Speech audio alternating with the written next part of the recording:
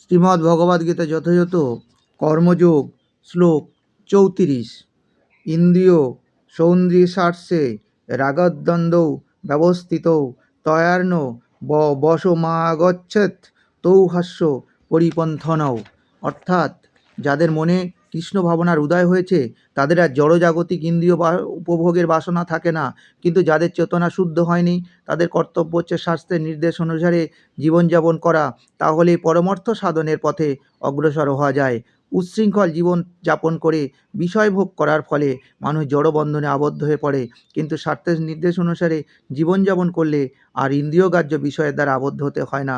যেমন সম্ভোগ করার বাসনা প্রতিটি বদ্ধ জীবাত্মার মধ্যে থাকে। তাই শাস্ত্রে নির্দেশ দেওয়া হয়েছে বিবাহ করে দাম্পত্য জীবনযাপন করতে, বিবাহিত স্ত্রী ব্যতীত অন্য কোনো স্ত্রীলোকের সাথে অবৈধ সঙ্গ করতে নিষেধ করা হয়েছে এবং অন্য সমস্ত স্ত্রীলোকের মাতৃজ্ঞানে শ্রদ্ধা করতে বলা হয়েছে। কিন্তু শাস্ত্রে এই সমস্ত নির্দেশ থাকা সত্ত্বেও মানুষ তা অনুসরণ করতে চায় না, ফলে সে জড়বন্ধনের নাগপাশ থেকে মুক্ত হতে পারে না।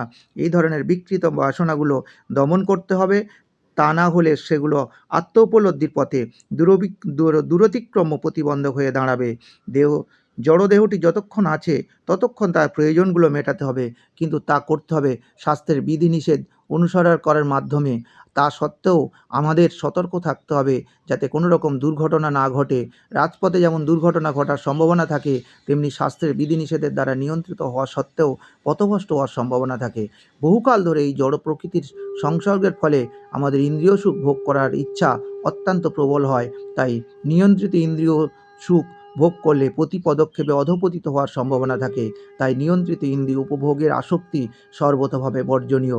ভগবান শ্রীকৃষ্ণকে ভালোবেসে তার সেবায় ব্রতী হলে অচিরেই আমরা জড় সুখ ভোগ করার বাসনা থেকে মুক্ত হতে পারি।